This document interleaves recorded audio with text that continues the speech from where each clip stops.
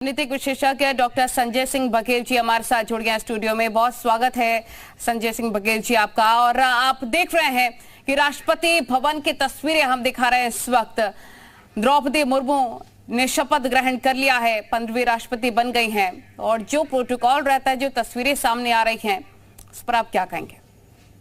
जी देखिए, आपने जैसा कि कहा कि भारतीय लोकतंत्र की महानता का दिन है, बिल्कुल मैं मानता हूं, क्योंकि मुझे अभी एक पोस्टर दिखाई दे रहा था, बेताज खुश है आदिवासी समाज। यदि इस पर हम गौर करें तो देखिए 4-5 चीज़ें बहुत महत्वपूर्ण रूप से समझने वाली हैं। एक तो महामहिम जो अभी बनी हैं वो महिला हैं, दूसरी आदिवासी समाज से आती हैं, तीसरी शिक्षक रही हैं, चौथे जमीन से जुड़ी हुई हैं और पांचवा जो है गरीब गुरबों के दर्द को जानती हैं। यदि ऐसा कोई व्यक्ति देश के सर्वोच्च पद पर विराजमान होता है तो मुझे लगता है कि देश की जो आत्मा है, देश का जो आदिवासी समाज है, जो दलित समाज है, जो पिछड़ा समाज है, उसकी कहीं ना कहीं एक मुखर प्रवक्ता के रूप में मुझे लगता है महामहिम द्रौपदी मुर्मू उन सब आवाज़ों को लेकर साथ चलेंगी और देश के असली लोकतंत्र को, जिसकी बात बार बार की जाती है अलग अलग चैनलों के माध्यम से, अलग अलग मंचों से, कि अंत्योदय समाज तक हमें पहुंचना है, जिसका मूल नारा है सबका विकास,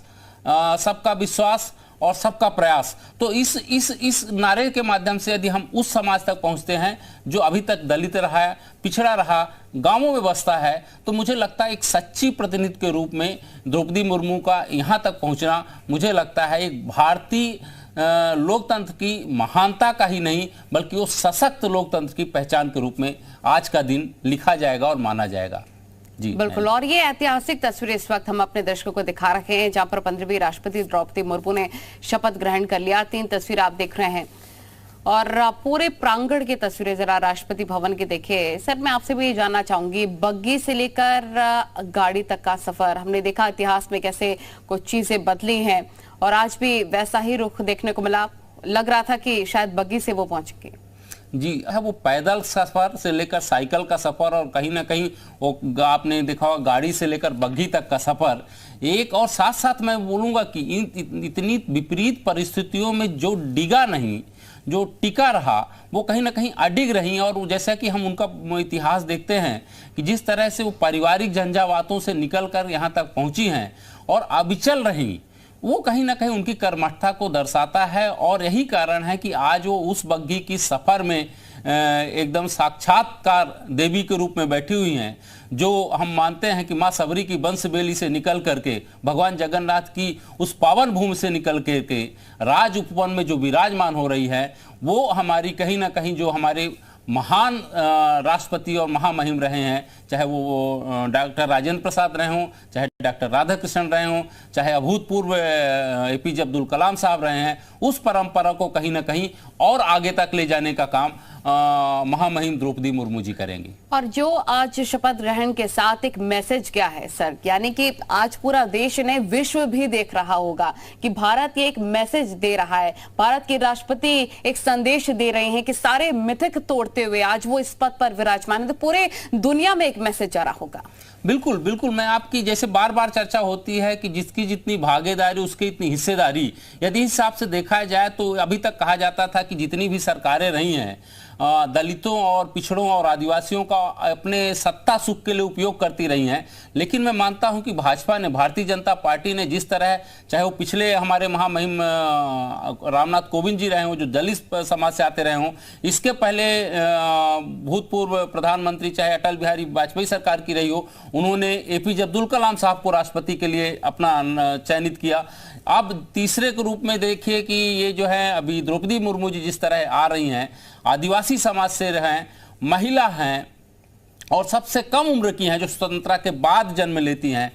64 वर्ष की होकर के 64% मतदान से विजयी होती हैं। साथ सबका प्रयास और सबका विश्वास के जो नारा है भारतीय जनता पार्टी का, वो कहीं ना कहीं प्रतिफलित होने लगता है, फलीभूत दिखाई देने लगता है। और साथ ही साथ मुझे लगता है ये बड़ी दूर तक मैसेज उन लोगों तक पहुंच जाएगा कि भारत में यदि कोई पार्टी है जो सही में न्याय व्यवस्था सबका विश्वास जीतना चाहती है, चाहे वो दलितों के रूप में हो, चाहे पिछड़ों के रूप में हो, चाहे आदिवासी के रूप में हो। और यदि हम लोकसभा और राज्यसभा में आज हम प्रतिनिधित्व भी देखें तो उसमें मुझे लगता है जितना प्रतिनिधित्व भारतीय जनता पार्टी के कार्यकाल में इन सबको मिला है, समाज के वंचित वर्ग को मिला है, उतना आज तक 70 साल के इतिहास में मुझे लगता है दूसरी पार्टियों में नहीं मिला है। यदि हम देखें तो इस 2019 के लोकसभा में भी देखें तो 77 लोग बीजेपी में पिछड़े और दलित और आदिवासी समाज से आते हैं, और जिसमें से एसटी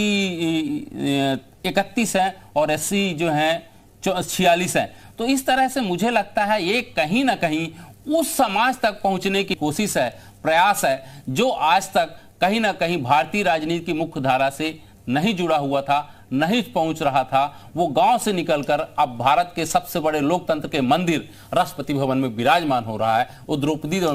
मुर्मू जी के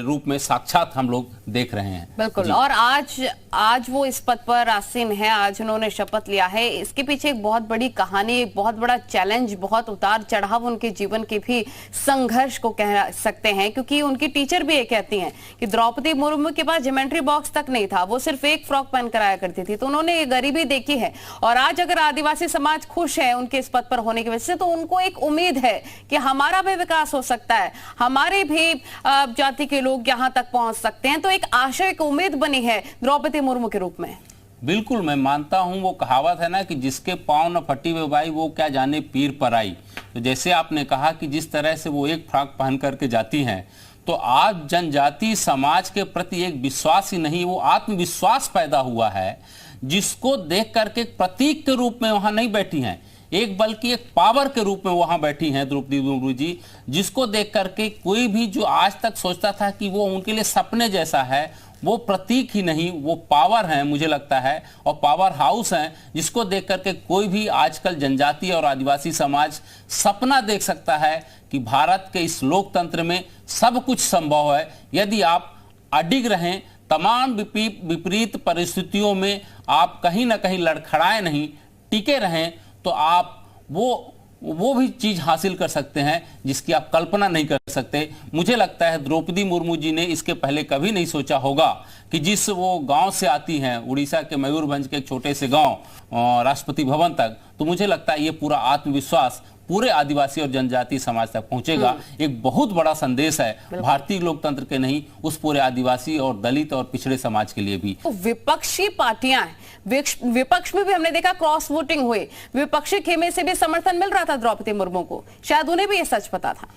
बिल्कुल, ये मुझे जहां तक सूचना है विपक्षी खेमे ने बिल्कुल क्रॉस वोटिंग की है, और उसका एक बहुत बड़ा कारण ये रहा है कि 65% यदि देखिए झारखंड की वो राज्यपाल रही हैं, सबसे ज्यादा वहां से क्रॉस वोटिंग सुनाई दे रही है। और इसके अलावा सिर्फ झारखंड ही नहीं, देश के विभिन्न राज्यों से क्रॉस वोटिंग की खबरें आई हैं, जिसमें से 17 सांसदों ने क्रॉस वोटिंग की है, जो हमारे पास न्यूज है, और 105 विधायकों ने क्रॉस वोटिंग की है। तो ये कहीं ना कहीं उनके प्रति अपमनत्व और वो कहीं ना कहीं आत्मविश्वास के प्रति है कि देश की एक ऐसी समाज की बेटी यदि संसद के और राष्ट्र के सबसे बड़े सदन तक पहुंचती है और राष्ट्रपति भवन में सुशोभित होने जा रही है, तो क्यों ना हम जाकर के पार्टी पॉलिटिक्स और विचारधारा से ऊपर उठ करके उनको वहां तक पहुंचाने में मदद करें। ये मुझे लगता है ये आत्मा की आवाज थी जिन्होंने क्रॉस वोटिंग करके उनको वहां तक पहुंचाने में वजह कि आज वो इस पद पर बैठे और एक मैसेज भी देश ही नहीं दुनिया को दे रही है। बहुत शुक्रिया आपका जुड़ने के लिए, बातचीत करने के लिए, वक्त देने के लिए।